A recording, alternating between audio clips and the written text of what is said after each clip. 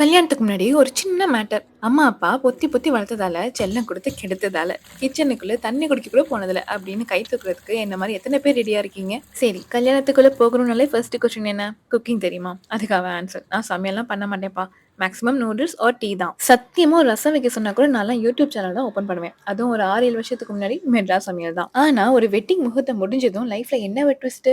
Husband கிட்ட என்ன வேணும் சொல்லுங்க. பிரேக்ஃபாஸ்ட்க்கு என்ன வேணும்? லஞ்சுக்கு என்ன வேணும்? ஈவினிங் ஸ்நாக்ஸுக்கு என்ன வேணும்? வீக்கெண்ட் ஸ்பெஷல் பிரியாணி, சண்டேக்கு பாயாசம். சீ நான்லாம் கிச்சனுக்குள்ளே போமாட்டேன்ப்பா அப்படின்னு சொன்ன பொண்ணு எங்க போனா? குக்கிங் ஆப் எதுவும் இன்ஸ்டால் பண்ணல. பட் ஒய்ஃப் மோட் இன்ஸ்டால் ஆயிருக்கு. அண்ட் இது மாரி சேஞ்சஸ்லாம் சும்மா ஒண்ணும் ப்ரெஷர்ல வராது. அவ ஹார்ட்ல ஒரு ஃபீல் வரும். இது என்னோட வீடு.